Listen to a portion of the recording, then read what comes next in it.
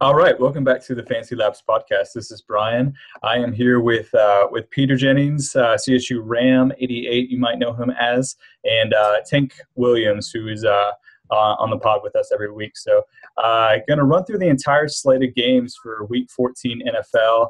We're going to go position by position because Pete's got about 30 minutes he can hang out with us and go through the stuff. So we're going to go through that first, and then once he has to bounce out. Then Tank and I are going to continue to go through some news and hit on some important games and stuff like that. So we'll kind of get through everything. But, so let's start out and just kind of jump into it so we can maximize everyone's time here.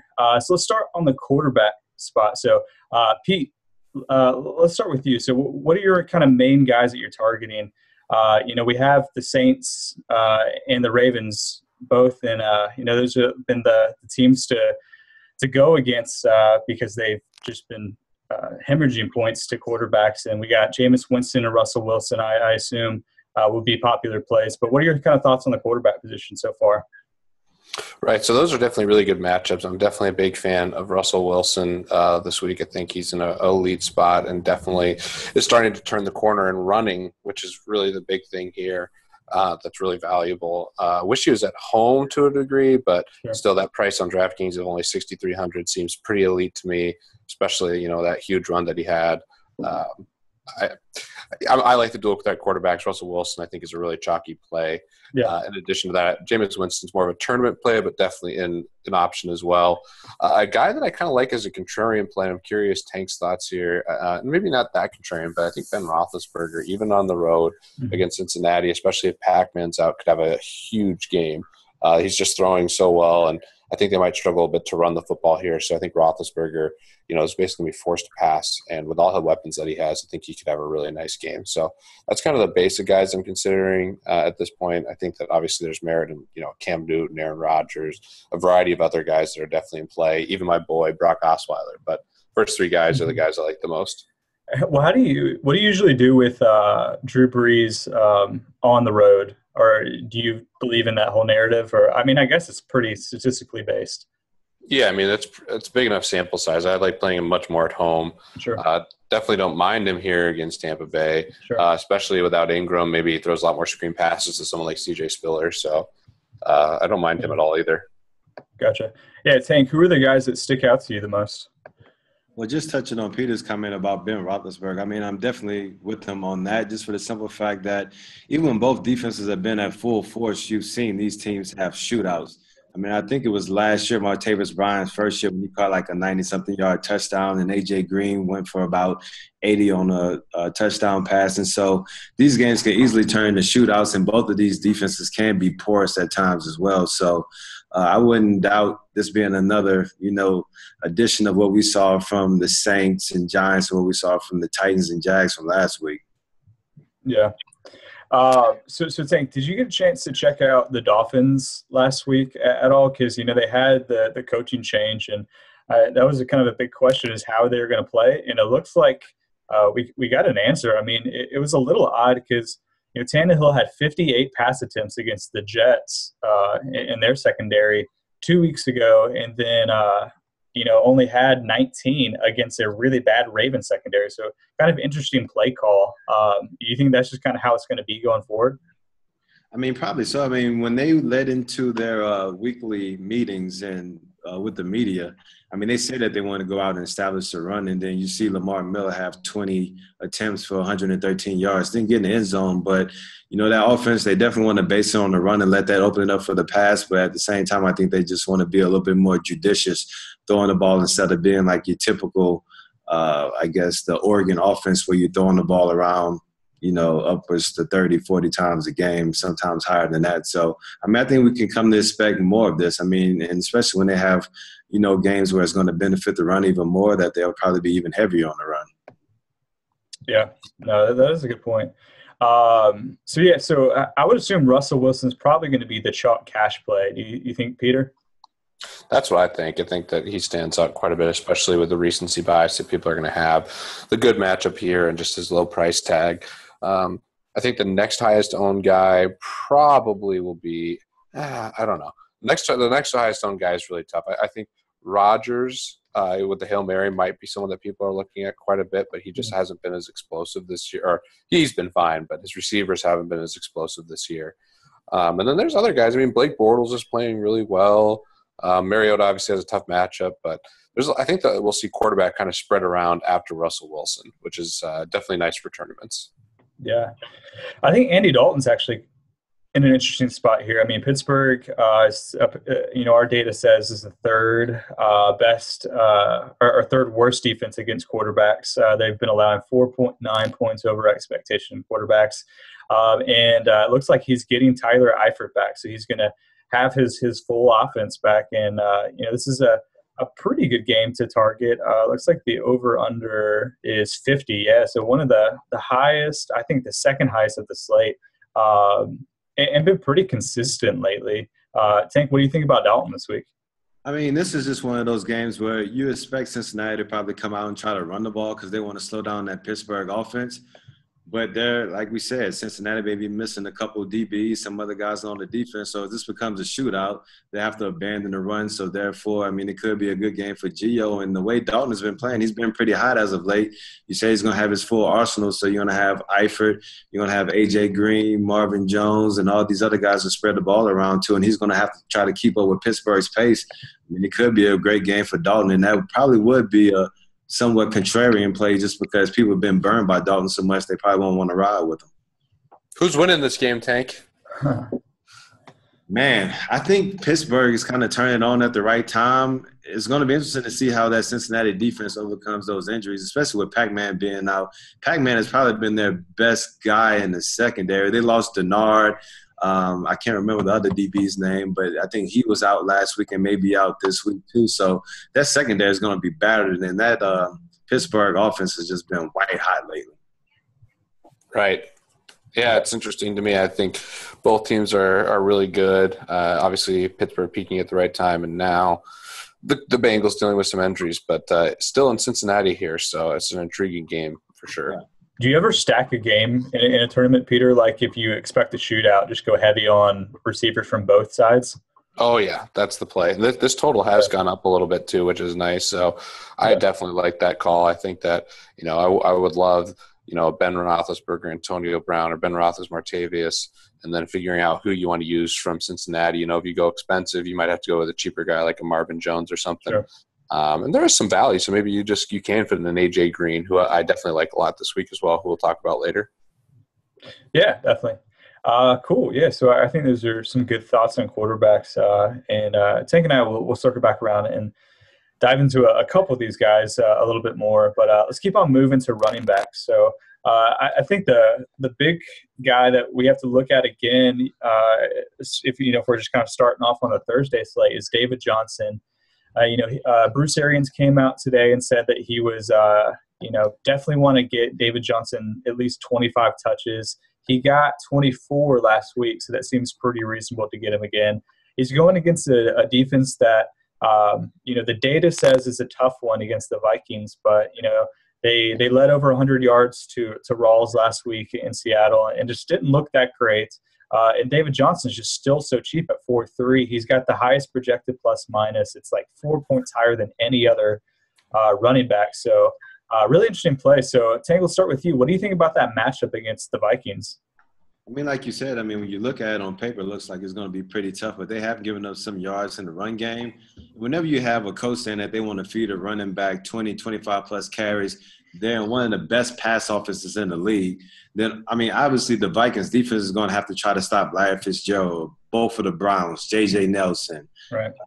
So, with all these weapons on the outside, are they going to have enough to dedicate to the run where it's going to be a rookie who really hasn't established himself? I think they're going to try to take away the pass and see if Johnson can establish himself in the run. And if he's going to get 25 or so carries against that defense, more than likely he's going to do a damn good job of establishing himself. So, Sure. I think he's a wonderful player. He's another, chalk play this week as well. Yeah, Right. Peter, what are your thoughts on him and kind of just your main thoughts about the running back spot this week? So I'm really high on him. I actually played a decent amount of Rawls last week because there's some injuries to Minnesota, and Anthony Barr actually got injured in the game. Yeah, and from what I'm reading now, the groin injury is going to miss again here against Arizona. So Minnesota dealing with a lot of injuries, and like Tank said, they're going to have a big problem trying to stop this offense. I mean, Carson Palmer's throwing as well as anyone downfield. They have a lot of weapons there. And then obviously David Johnson's a great runner and pass catcher. So especially on DraftKings, I love him in a point per reception site. I think he's an elite play and definitely the chalk on Thursday. Gotcha.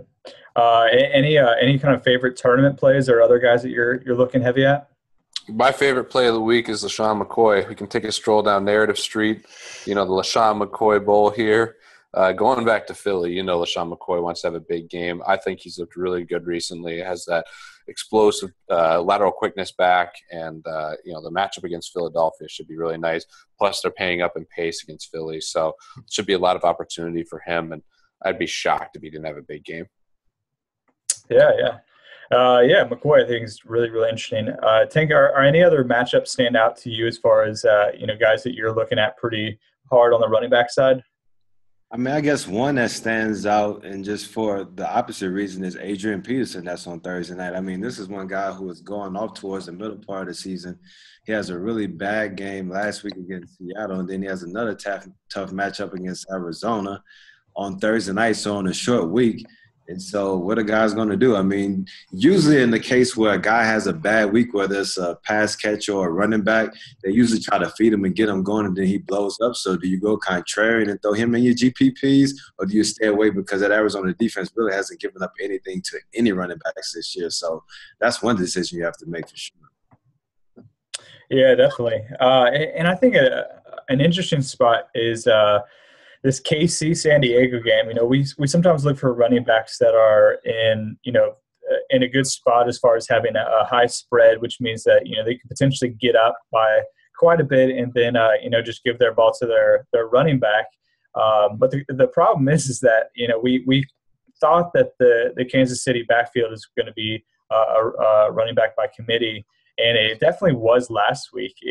But So, Tank, are they going to keep a running back by committee even if they're up by like 21 or by a lot of points, or would they kind of just give it to one guy? I mean, I think if they're up by a lot of points, they'll probably just rotate it in. I mean, rotate it out and then just have the other guy go. But, I mean, that's one of those things where you never know as well. I really didn't get to see a lot of this game, so I didn't get to see how both of those backs were used. But, I mean, this matchup against San Diego is amazing for one of those running backs. Whoever gets the majority of the carries, I mean, that's all I can really say about that until I really dig into the tape. I could bounce back later on. But another guy who really jumps out too this week is Doug Martin. I mean, obviously they're playing against the Saints, and the Saints are piss poor against everything on the defensive side of the ball. And even though Jameis Winston is playing well, I think part of that has been the emergence of Doug Martin in the running game. And so they've been getting him a lot of carries, and he's been opening it up for that pass offense just because you have to dedicate an extra guy to stopping the run. So he's likely a really heavily used chalk play as well this week. I've never played Doug Martin nearly enough this year in general, and I think I'm finally going to succumb to some Doug Martin this week. I mean, got to have a lot of exposure to different, Tampa Bay guys. And even if you don't play Jameis, you could play the receivers. You can definitely play Doug Martin. So I think that this is a really good spot. Yeah, agreed for sure. Yeah, Saints, their defense is just really bad, really on all fronts. Pete, before we move on to running back, our wide receivers rather, what are your thoughts on the Denver backfield? Well, C.J. Anderson sprained his ankle at the end of the last game. I haven't seen anything definitive on him. Is he for sure going to be all right? He did not practice today. Yeah, he's day to day. So Ronnie Hillman didn't practice either. Yeah, a little bit. So I'm going to be watching that. I mean, if there's only one or two of those guys, I mean, Thompson definitely could be interesting as well. Yeah. I mean, I definitely like all those guys. I definitely am more bullish on Brock. We talked about quarterback. I didn't talk about him nearly enough. Yeah, I can see this being a DT Brock game if DT can actually catch the ball. So we'll see. I mean, if the news breaks the right way where it's like just Thompson, then he'll have a huge game, or at least opportunity-wise. But I definitely want to see who ends up healthy here, and that's something to monitor throughout the week. Yeah. I mean, it definitely sucked that Anderson went down with the ankle because he actually looked pretty good in their game, kind of was finally separating himself from Hillman. Is that the impression you got? Oh, definitely. And I said that going into the week, and I was just tilted because I had some exposure to him. So, yeah, it is what it is. But I definitely hope that he gets right and it's the guy long-term for us. Yep. Agreed. Okay, let's move on to wide receivers. So Tank, let's start with you. You have any main guys that stick out to you? I mean, I'll tell you one that sticks out, and there's a guy that I used heavily last week, and that was Allen Robinson. I mean, he just balled out of control He last was week. crazy last week, yeah. Allen Hurns was out. And actually, I think it kind of benefits him with Allen Hurns coming back this week, playing against the Colts, because now they don't focus all their attention on him. You have Julius Thomas, who came on a couple of weeks ago. So that Jacksonville Jaguars offense has just been coming on as of late. Blake has more weapons at his disposal. And after coming off a tough loss, I expect them to be even more pass happy to try to get up on the Colts. So it could be another big game for him. I really like Allen Hurns as well. Oh, I like the call. Robinson almost did enough for me last week. Got second in a qualifier, which is always the worst, but almost got there because of him. Yeah. I really like him quite a bit as well. I mean, Odell Beckham should have a really nice game. I think Antonio Brown benefits a lot. Is Pac-Man confirmed out? I haven't checked that. He was in a cast today. So, I mean, if he comes back, he's going to be a little gimpy, I think. Right. So let's just assume, regardless, it's a good matchup for Antonio Brown. So I really like him at the top as well. And then there's a ton of value kind of in the mid-range. Like Alshon Jeffrey I loved last week. Yeah. And I guess he's towards the top end of the mid-range. But I expect a big game from him against Washington. That's a really good matchup. Ton of targets for him still. And I talked about the Tampa Bay receivers. Mike Evans, Vincent Jackson. Now, I mean, we'll talk about tight end in a second too, but Safarian Jenkins probably even play as well against this porous Saints defense. Yeah, for sure. And one of the matchups we always got to focus on every week is the Eagles secondary. Sammy. So that's who I was going to talk about. Sammy's actually been pretty good the last 2 weeks. He was down a little bit in targets last week. He only got 4, but he caught 3 of them, had over 100 yards, had a touchdown, had 2 touchdowns the week before, 158 yards. Has looked good with Tyrod lately. So would you assume that Toast would be on Watkins' Tank, and you think he could have another big game? I mean, he's their big money guy, so you would think so. But, I mean, I'm not sure. I mean, there have been other games where you expect Toast to be on the main guy, and he's kind of played his side or has been on just, Oakland guys, equal amount. So you never really know. But I think just in general that the matchup against the Eagles defense is good, regardless of who's covering Sammy. So, I mean, I think I would just roll with them, and whether it's Toast or whoever it is on the opposite side, expect him to probably get his opportunity to have some big splash plays down the field. And like Peter said, I mean, there's some great other ones down there. I mean, you have him at 61. I mean, just like you love Antonio Brown, I really like, Martavis Bryan down there at 5,700 too. I mean, this Bengal Pittsburgh game could really be a shootout. And if that's the case, I mean, if you can get it in, I can see stacking AJ, Antonio Brown, and Martavis Bryan along with whoever else and just trying to soak up all those points. Right. There's a ton of guys in that, like, high 5s, low 6 range, like Randall Cobb. They could have a nice game. I mean, he at some point is going to have another big game in Green Bay. Wouldn't surprise me there versus Dallas. Probably get him at a low ownership percentage. Love what I've seen from Brandon Cooks recently. Brandon Cooks, yeah, for sure. Mm-hmm. Sammy Watkins is in that range. You got Emmanuel Sanders, if he's right. T.Y. Hilton has been playing. I mean, there's just a variety of guys that I think are really intriguing in that range. Right, and you have Doug Baldwin and then probably Tyler Lockett. That's going to be cheaper than him going against that Baltimore defense. And so one of those guys should get off and have a big day. Baldwin has been balling out of control. Crazy, yeah. So among some of these like high price guys, Tank, is there any? I mean, I assume that Odell is probably going to be really high priced. High owned. He is the most expensive at 9-1, but he has a really good matchup against Miami secondary that has not been great against wide receivers. But, then you have Julio, who is going against, I assume, Josh Norman.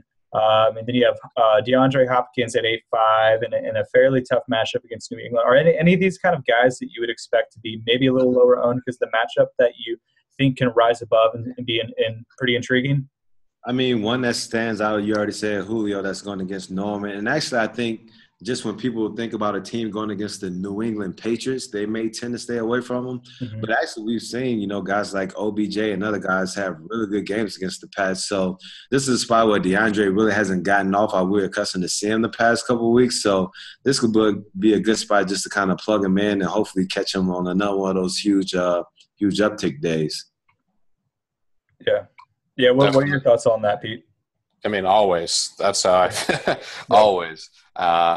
Just target monster, best receiver. I mean, I'm in. So I think there's the interesting thing. If you're going to save at receiver this week, that's because there's all these guys in this cheap low range. If you're going to save at receiver, it gets a little trickier. There's not the same guys. Tavon Austin I always bring up because he's been such a good triple threat option with the rushing and the receiving and all that stuff. But I'm kind of struggling finding like some really cheap guys that I'm really in love with. Like Devontae Parker is a guy that I think is intriguing too. I loved him a lot in college. 2 TDs in the first 2 starts he's had. But I don't know. The cheap range, Tank, you got anyone that you really like, or Bryan? Yeah, Tank, what are your thoughts? Yeah, like you said, I mean, Devontae stands out at 4,000. Tyler Lockett at 3,500. Right. I mean, other than that, I mean, they're really on a lot of really cheap guys that I'm really on. Right. So from a roster construction standpoint, you're probably going to have to save at quarterback, maybe save a little bit at running back, and then you can load up that, that high 5, low 6 range is great. And then obviously all the elite receivers are great too. Mm-hmm. Yeah.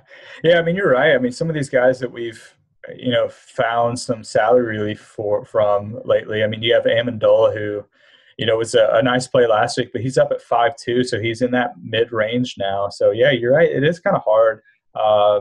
Some guys that we potentially, I think, could if we were kind of just looking at projected plus minus, outperform their salary. Nate Washington is interesting. He got double-digit targets last week. Maybe if you think they'll target in on DeAndre, maybe, Nate Washington can open up and get a bunch of targets. I don't know. You're right. It is pretty tough, though. Yeah, I think one guy that you can pinpoint too with Johnny Manziel coming back and going against that San Francisco pass defense, Travis Benjamin. I mean, he's at 5,000. That's a great tournament play no matter what. He's a really good tournament player. Yeah, for sure. Yeah, and some of these guys, there's just a lot of questionable guys right now. So keep our news part of the site open up and keep on monitoring that throughout the week because, I mean, even I was looking at San Diego wide receivers, Stevie Johnson, Dontrell out. Yeah, he's out, right? Out. Yeah, he's didn't practice. Stevie Johnson missed practice. Malcolm Floyd's got this labrum tear that he's working on. So you have some guy named Javonte Herndon and Tyrell Williams and Vincent Brown are the wide receivers for San Diego right now. Jeez. So, defense. Yeah. So so it's ugly this week at the bottom barrel of the wide receiver. Cool. All right, let's keep on moving. Let's go to tight ends. Playing Kansas City. Oh yeah. I was gonna correct you, Tank, but I didn't want to do that to you. Hey, KC defense is elite. We'll talk about them in a second. Well, actually, yeah, that was Denver that beat them up last week, right? Right. Now it's an Arrowhead, and Kansas City defense has been amazing recently. Yeah. But we got tight end to go to first, right? Right, Bryan? Yeah, exactly. So tight end, just kind of first glance, kind of going over the slate. I assume that the chalk play is going to be Greg Olsen going against this Atlanta defense that has been pretty poor to tight ends. They've allowed 4.1 points over expectation, which is the third best mark of the slate. Obviously Oakland is like twice as worse as everyone else, but not a great matchup with Denver guys. But Pete, let's start with you. What are your thoughts on maybe the chalk guy and other guys you're looking at? Yeah, I mean, I like Greg Olsen. He's just really expensive. I think Travis Kelce is probably my favorite play. I'm not sure who's going to be chalk. And I guess there's a guy with Travis Kelce I like quite a bit, and that's Julius Thomas, who I think is in a pretty good spot here against Indy. But it's not a week where you just have like a slam dunk guy. I mean, I think that Delaney Walker's interesting again. We talked a little bit about Tyler Eifert, Jordan Reed, just kind of the typical characters here that are in play. None of the cheap guys stand out too much to me, to be honest. I mean, I'm a big Zach Ertz fan in general, but he just hasn't done much, although he did score last week. I don't know. But just not getting targets, yeah. And 4 targets last week. And Buffalo's good in the middle of the field. Right. So that's a thing. It's tough. So I think I'll probably stay with one of the guys near the top. I think Kelsey and Julius Thomas are probably my two favorite. Yeah, that's definitely fair. Tank, where are you at on this position? I mean, basically, like Pete said, I mean, it's the usual suspects, whether you're going like all the way at the top with Olsen or Delaney, or you're trying to find these other guys who are a little bit better value, like Kelsey, Jordan Reed. I mean, I think those are probably the four guys that I would target, along with Benjamin Watson. I think he's pretty good at that 4,400, Julius Thomas at 42. But as he said, I mean, those are the guys who have been typically performing at a fairly consistent level for the past few weeks. And so those are the guys that you want to go after. Yeah. Scott Chandler, Pete? 3,800 now. I don't know. I think the Texans are – I don't know. I need to think about that one a little bit more. I mean, that whole situation's kind of weird. I don't mind him. I mean, obviously he's in play. It's just a matter of figuring out where he ranks relative to some of these other guys. He's not 2,500 anymore. But, yeah, nice solid game last week. And I just need to look at that one a little bit more. Yeah, for sure. And there's a couple guys kind of around that range. Yeah, you're right. It's kind of Thomas is the guy in the 4K range. Kelsey's the guy closer to 5, and then Olsen's the guy above that. Right. Kind of those distinct guys in those tiers. So maybe you kind of build your lineup and figure out, just where your lineup ends and then go with that guy. It's not like last week where, Olsen and Chandler were both just so elite, those two guys, and now – you kind of got to figure out where you want to go. And there's nice value here in tournaments, too. I don't think anyone's going to be super heavily owned.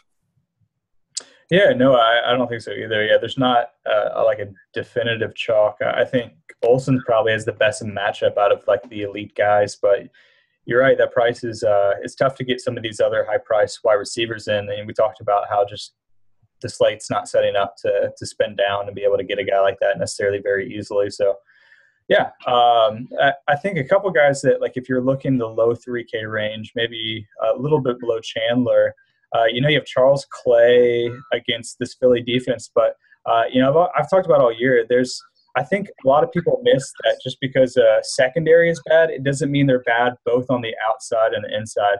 And correct me if I'm wrong, Tank, but Philly's a team that's bad on the outside, but they're actually pretty good on the inside against tight ends. Is that right? Yeah, they're pretty good against tight ends. Their safeties aren't that bad. I mean, actually, if you look at the game last week, their safeties are the one – well, actually, one of their safety was the one that returned it for pick 6 for 99 yards. I mean, so their safeties have been making plays. It's primarily been our boy Toast out there on the outside, being burnt and messing up the passing yardage for the defense, for the secondary. Yeah. Yeah. It's an interesting thing to think about just because, you'll look at past, like, well, I've seen people write a lot of articles or talk, and they reference, like, passing DVOA and stuff like that, but it's not necessarily – I mean, I think those stats are really good, but they're not necessarily nuanced when you're talking about the difference between, like, a guy who's, like, the top wide receiver on a team versus a tight end. They're just different parts of the field, and they defend them differently. So I think that's something that a lot of people miss. But let's move on. Let's talk about defense. Pete, you got just a couple minutes left, so let's hit on defense real quick before you have to go. So I think there's a lot of actually really good plays. We talked about KC. Seattle is going to be a great play this week. I can't even tell really the chalk because there's a bunch of really good options here for me. Pete, do you any ones that stand out to you, or is it just kind of mix and match here? I got two defenses I love, absolutely love. Some of my favorite spots all year, and that's the Broncos and the Chiefs. I think they're the two absolute elite plays. Seattle is right there, but I think they'll be very popular, so I probably won't have quite as much of them. But I think Matt Schaub's thrown, like, there's amazing stats. Like, his last 6 games, he's thrown a pick 6. Yeah. So that's pretty outrageous stat. He might not even play with Jimmy Clausen, which kind of the same. Oh, wow. Yeah. I didn't even know that. So it shows I need to look into what's going on with the Baltimore offense. I know I won't have anyone, so that kind of shows where I'm at. But Seattle definitely is going to be popular. And then one sneaky team that I don't think is getting as much pub, and their prices come down quite a bit, is St. Louis at home. I know Stafford's been playing a lot better, but he's still a guy who takes a lot of shots. And I could see the Rams having a really good game here at home. Their defense is elite. And I do love, Tavon Austin, too, as a punt returner. So a little extra value there, having one of the best, special teams.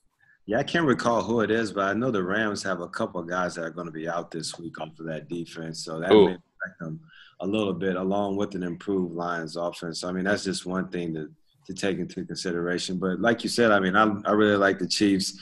I like the Broncos. I'm high on the Seahawks, but like you said, they'll probably be heavily on.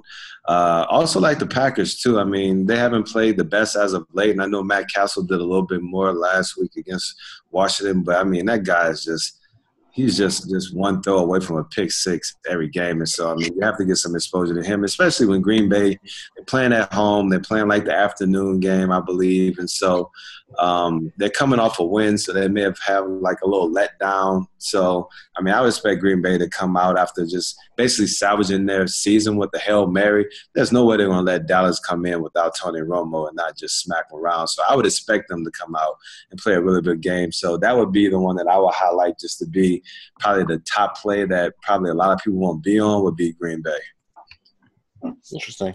Okay, I like that. And St. Louis, I need to follow that. I need to catch up on a couple injuries here. But, yeah, that would definitely, especially if it's, some of their elite pass rushers, I would be less bullish on them. I think Kansas City and Denver for sure, though, are especially Kansas City with all the injuries with San Diego. I really like them quite a bit. Yeah, definitely. Just kind of anecdotally, so the most expensive defense this week is there's 3 teams that are tied at 35 on DraftKings. That's lower than it usually is for the top defense, is it, Pete? Right. Sometimes they've been creeping into the 4K range, so there's a little more. You can definitely get some options here, and there's not as much of a range. The 4K to like down to a 2100 or something like that. So definitely, I think it's worth it to spend up for some of these elite defenses and elite spots this week. Yeah, because you're not really spending up, really. And I would assume that would kind of limit how chalky a play would be, right? Right. Just because there's so many good teams, right, in the same area. And there's really good spots, too. That's the nice thing here. It's not like everyone's going to be on one defense, which is great. Cool.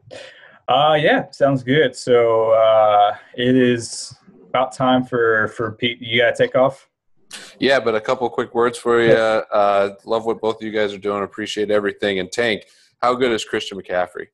Man, the dude is amazing. Hopefully he has an opportunity to take home that trophy because I think it's well-deserved. I mean, I know you watch a lot of college football. I watch him just because he's out at Stanford. But, I mean, the way he's so patient setting up blocks, has good speed once he gets out in the open field. I mean, he reminds me, he doesn't have quite the explosiveness Le'Veon Bell, but the patience, the vision, and the way he sets up blocks and then breaks away in open field is pretty damn close. And hopefully he wins it because I think it may be one of those things where, ironically, he'll get a little bit of bias because he's a white running back. But unlike a Toby Gerhardt that plays behind a good offensive line but just an okay running back, like this dude is legit, has legit skill set, playing behind a good line, and he's carried the team all the way through. So hopefully he can get by not a lot of people not seeing him play since we usually play so late at night, but definitely a baller.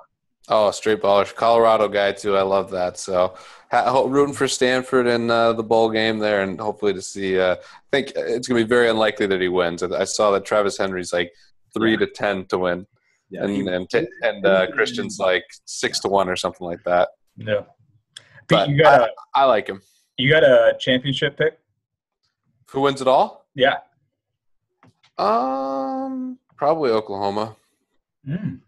They're I don't know. But I mean, Alabama's the chalk play. I just don't want to say them. I don't like Alabama. Yeah. If my life depended on it, I'd take Alabama. But I like Oklahoma quite a bit too. Yeah, I like that pick. All right, sounds good. We'll get out of here, and we'll talk to you soon. All right, guys. Thanks for having me on, and keep up all the good work.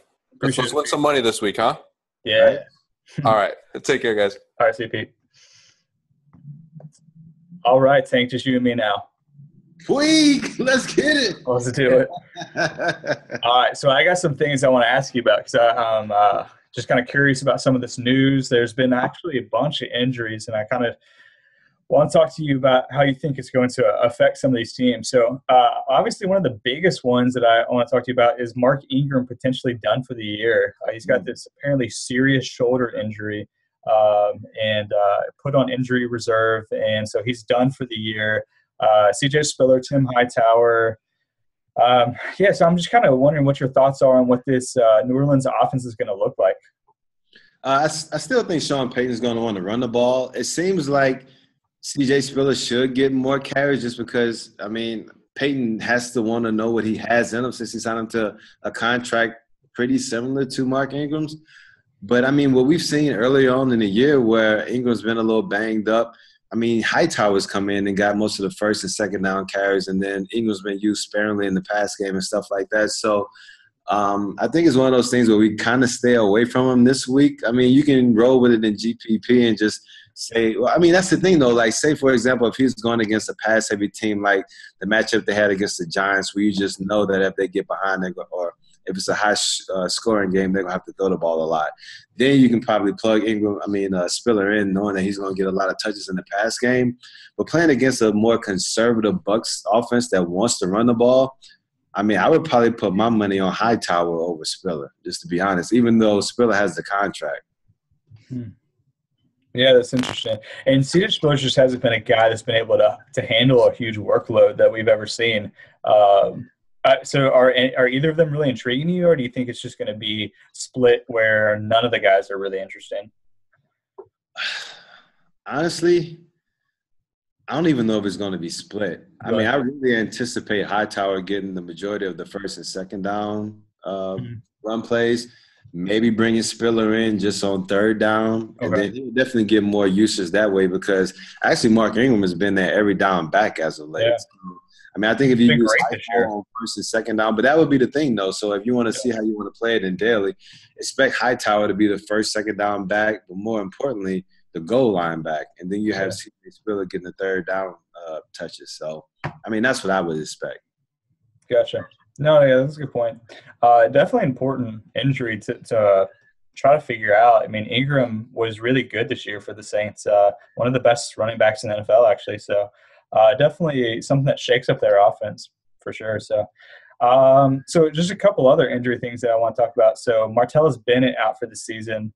It's not like he was having a great season by any means for the Bears, but, still like, Jay Cutler can throw it around. This means that Zach Miller is going to be the guy for them now. And, it's interesting because there's opportunity there, right? Like Alshon is the number one guy, but there's not really a number two. So maybe Miller steps up and becomes that. I mean, what do you think his potential is to have some upside in this offense, and just kind of how the general Bears offense is going to look for the last couple of weeks? I mean, I definitely think he has upside, but I think it's going to be, on these little one-off games. I think when you look at who's Cutler's, primary weapons, one is Alshon Jeffrey. Two is going to be the running back that's in, whether it's Forte, Langford, or Carey. And then after that, then you probably look to Zach Miller or some of those other wide receivers being like maybe the third option. It just depends on matchup, really. So that's how I would look at it moving forward. He'll definitely be a play, but it'll be a GPP play. I mean, I don't think he's going to get enough targets to play him, in a cash game or anything like that, even though he has a really good value. I mean, that's what we're accustomed to seeing from Martellus Bennett last year, but it just hasn't happened like that for the Bears tight ends this year. No, yeah, you're right. And then kind of just finishing up, we talked about the Julio Josh Norman matchup just a little bit earlier. So you would assume that Norman's going to be on him, right? You would expect, Norman to follow. And that was one thing that we noticed early on in the year. I believe Norman usually plays on the left-hand side. I'm not exactly sure where Julio lines up. I would imagine that if Norman primarily plays on the left, they'll try to find ways to get Julio on the opposite side of the ball. But I would say that he'll probably be on him a good bit, but it may not be 100%, unless they decide to move him around just so he shadows Julio. But that hasn't happened at all times early in the year. He's not a shadow guy, really? He hasn't been at all times, but, I mean, I could see him doing it just because Julio is just an elite athlete, and you probably want your best guy on him because you match him up with anyone else, and it's Binkies. Yeah. So, I mean, just kind of potentially looking at that Falcons offense, if Norman's on Julio and Julio struggles, the data says that Carolina, even though they have been a great defense, they haven't been that great against tight ends. So, I mean, potentially Tammy, is he interesting to you at all? Or who would be the guy that benefited the most if Julio, if they couldn't go to Julio? I mean, likely is Tammy. Yeah, likely is Tammy. Just for the simple fact that Hankerson was their number 2 wide receiver. I believe Hankerson was put on IR this week. And they just brought back Devin Hester. And Devin Hester, I mean, he's not your typical wide receiver. I mean, he's made some plays from him in the past, but I don't know if he's going to be that go-to guy for him. And Roddy White has lost a step. He hasn't been able to produce like we're accustomed to seeing him this year. So I think it will be Tammy. And if it's not Tammy, then it's going to be a heavy dose of – I mean, what we saw earlier this year, Devontae Freeman was heavily used in the pass game. And so I would expect if Julio's covered by Norman and they can't get anything going outside, they'll probably try to work the interior of that defense with Tammy and the running back. Yeah, Tammy's interesting to me this week just for that reason. I think people are turned off by the matchup, but, Carolina's not that great in the middle of the field against if they can get past the linebackers, obviously. And I think Tammy's a little interesting, especially if Norman's on Julio.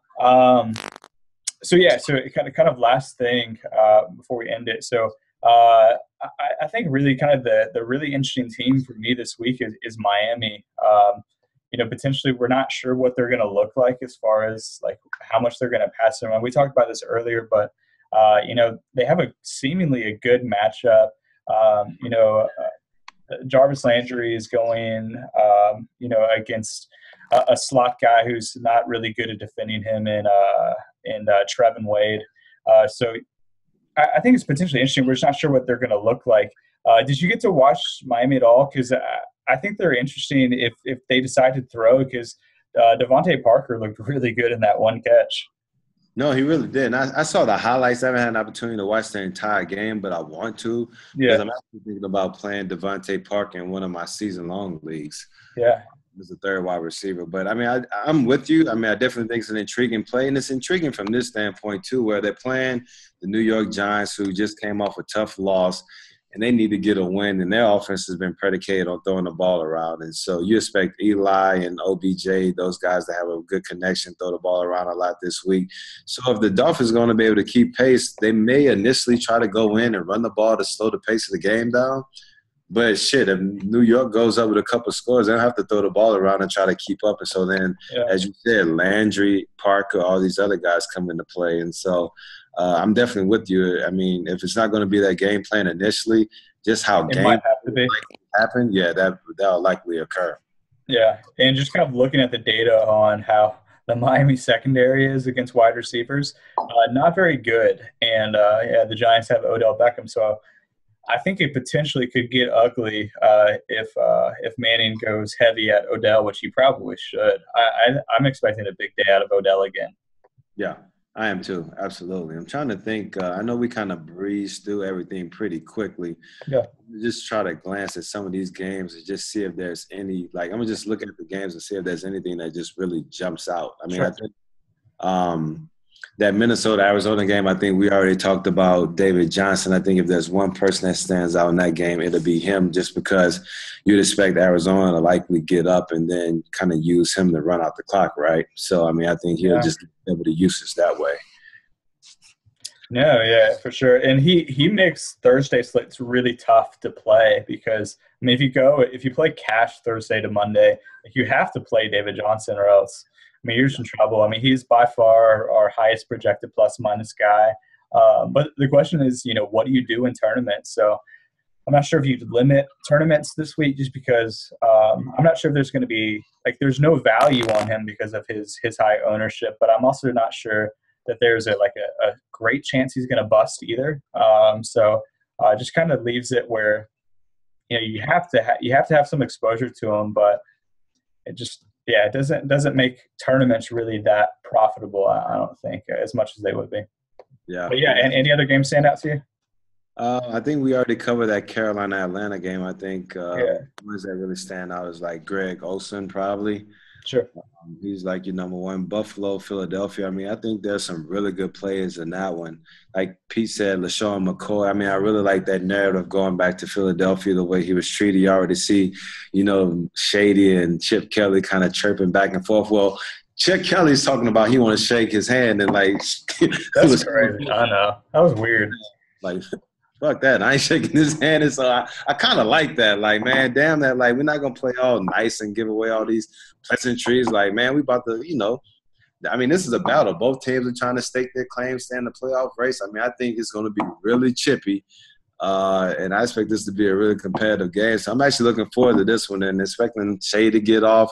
I mean, I think Sammy Watkins can have a really big game. I think we've been focusing a lot on the Buffalo guys. I mean, but at the same time, that Buffalo defense is giving up some plays every now and then too. So, I mean, some of those Philly guys could be intriguing. It's just a matter of who. I think Matthews is coming back. So is it going to be Matthews or is it going to be Sproles? I mean, you would like to think that since Chip Kelly – discarded LaShawn McCoy, wouldn't he want to justify that he was correct in, signing Matthews or keeping Sproles and saying that we can run this offense and be just as effective without LaShawn? So those guys are an option. Or maybe someone in the pass game, even though no one has impressed me at wide receiver for Philly, even though, I mean, like we all said, we really like Zach Ertz, but he really hasn't done anything for us just because he's been banged up all year. No. That San Francisco Cleveland side, we talked about potentially Manziel and Benjamin, but San Francisco, I guess we should mention Cleveland is the worst team against the run this year.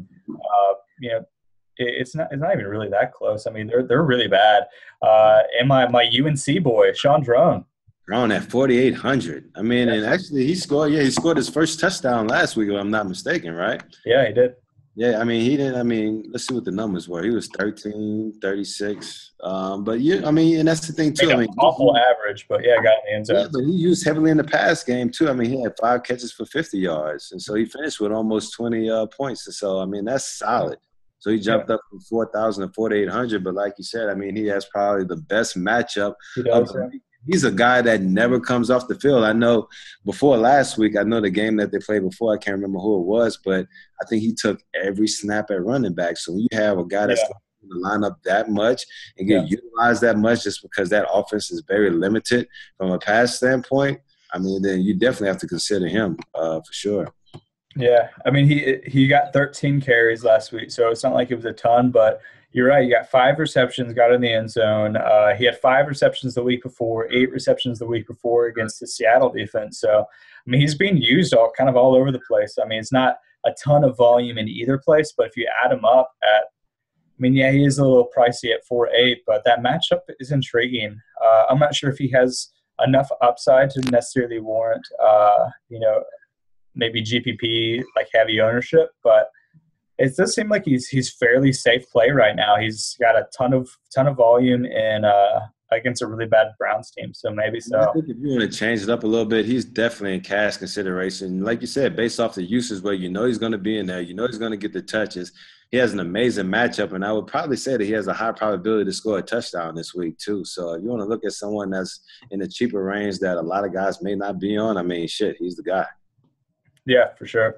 So I'm on our player news right now, and Adam Levitan is writing some blurbs for us right now. So I'm just kind of stealing them to talk on our podcast. But so he just wrote one. Martavis Bryant scheduled to run routes against Dre Kirkpatrick, who apparently is the 3rd worst cornerback in the NFL this year, according to PFF. So out of 116 guys, he's the 3rd worst.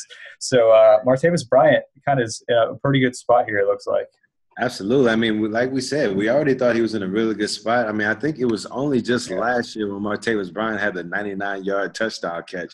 He looked so good. Oh, my gosh. He's amazing, man. I mean, that's why they call him the alien. I mean, for a guy that long, I mean, actually, when you have to compare him to someone just because he's so tall and fast, the only person that pops to mind is like Usain Bolt. I mean, because tall guys aren't supposed to be that fast and explosive, and he just runs away from people. So with Pac-Man out and with Denard on IR, and I believe Leon Hall maybe is the other cornerback that's hurt, I mean, this is just a golden opportunity for Pittsburgh. I mean, so Antonio Brown, Martavis Bryant, I mean, those could be like – and I think last week I looked at the guy who won it all last week, and I believe he had Ben Roethlisberger stacked with D'Angelo Williams and Martavis and Antonio Brown. Yeah, he had the defense.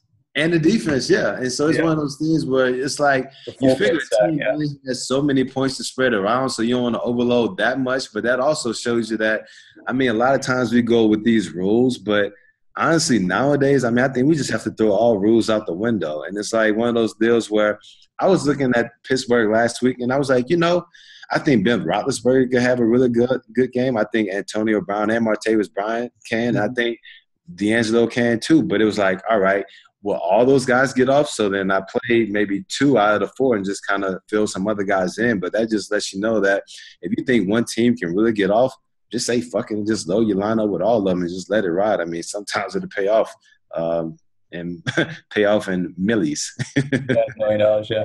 Yeah, I think that actually makes some sense in tournaments. I think sometimes we get too like hankered down by like what we should do in a lineup because we think, okay, we don't want to like, kill the upside of our lineup. But, something that Bales always says, the goal of your matchup is to win it, not to score points. So, sometimes you have to do weird things like stack the whole team. I mean, I don't think it was necessarily a great play, but obviously it won. So, I mean, that's got to count for something, right? Yeah, I mean, it won $1 million. So, yeah. even if it was a bad play, the guy's sitting at home right now with $1 million saying, I don't care. So, yeah. Cool. So, yeah, that's kind of my last thoughts, unless you got anything else. Yeah, let me just go through. I'm trying to see if there's anyone else that just like jumps out at you. I mean, I think looking at what Blake Bortles did against Tennessee last week, I mean, you have to look at least cash-wise or maybe GPP at those New York Jet wide receivers, whether it's Brandon Marshall, Eric Decker. I mean, you probably got to get those guys in your lineup because I would expect a similar game, against Tennessee this week where because Tennessee hasn't been that bad against the run, so you expect the Jets to throw the ball around a little bit. So Decker, Fitzpatrick, Marshall, I mean, those guys should definitely be in play this week too. Yeah, I completely agree. Brandon Marshall is at 7'6". Decker is at 6'4". Always kind of underowned, just because Brandon Marshall's around guys like the two guys on either side of him are Allen Robinson, AJ Green, and then below him is Larry Fitzgerald and Calvin Johnson. So kind of in that those 5 guys, like obviously you're gonna like not go him that often because AJ Green and Allen Robinson are in monster matchups this week. So potentially underowned guy who's still like a really good receiver, obviously. So yeah, in a decent matchup for him too. I mean, so that's one of those things. Like you said, I mean, you see Allen Robinson, you see AJ Green with that opponent rank of 29 and 30. So right, guys are going to gravitate towards there. But sure. I mean, maybe Brandon Marshall could follow up last week with another, I think, 2-tub performance. Did he get 2 touchdowns last week? 1 touchdown, but he had 12 for 131. Yeah, a lot of yards, yeah. I mean, and look at his line from the past 2 weeks. He had 37.1 points against Miami and 34.1 last week against the Giants. So this dude's on fire. Yeah. No, you're right. He's getting a ton of targets. He's had the last weeks of targets, 13, 11, 10, 10, 8, 18. So, I mean, those are the last 7 weeks and getting a ton of targets. So, yeah, so fairly safe really too. So, I think he's fine in cash. And that's one thing too. Like if you look at Brandon Marshall, like who does he remind you of? I mean, body-wise and skill set-wise, an older Allen Robinson. I mean, so I think, if you look at what Allen Robinson did against Tennessee, True. I mean, why can't Brandon Marshall do that again this week? True. Allen Robinson, where would you rank him in like wide receiver rankings? Like is how good he is? I mean, the thing is that I don't know if he's like as explosive as say an OBJ or Julio or someone like that. But as far as like productivity, I mean, the guy is just amazing. I mean, I think at least as far as wide receivers like these days, he's definitely like in the top 10 for sure. And maybe pushing to be in that like top. I mean, so that's the thing. If you're talking about just pure athleticism and that's it, he may not be in the top 5. But if you're talking about as far as just like productivity for wide receivers, definitely in the top 5 this year. No brainer. I mean, he should go to the Pro Bowl this year. I mean, he better just because he's been that good this year. No, he's been amazing. Yeah, you're right. I think he's awesome. So funny thing, so I saw a stat. I'm pretty sure this is true. Odell Beckham had a drop last week, and it was mostly just because he got killed on the play and had to go out. Thought he had a concussion, but it was apparently his first drop in his football career. Really? Yeah, his first. So it was his first drop in the NFL, college, and high school. He had never apparently like, been registered with a drop. That can't be true, man. That can't be true. Right. I know. That's what I was saying. I was like, this is not true, but I couldn't find it to not be true. So but at the same time, I was talking to someone the other day, and they said the dude has hands like that. So I mean, I guess I wouldn't doubt it. Yeah, I'm trying to Google it real quick. I don't know. I can't find it, but I mean, the way it's crazy how he just comes up with those one-hand catches and makes them look just like child's play each and every week. And those are really difficult catches. I mean, you can get a lot of guys out there that have been in the league for a long time that can't make those catches on a consistent basis like he does. I mean, This dude is a really special talent. And the thing is that he doesn't only have really good hands, he's also probably the most explosive wide receiver in the NFL too. It's just ridiculous to be that explosive and have that kind of hand-eye coordination and just really soft hands. I mean, This dude's legit. He's only going to get better too, and that's the scary part of it. Oh, okay. So it was. I think I was being sarcastic, but his first drop in a long time for sure. His hands are crazy. Just we're veering off track. We're just kind of talking now. But interesting stuff for sure. I have nothing left.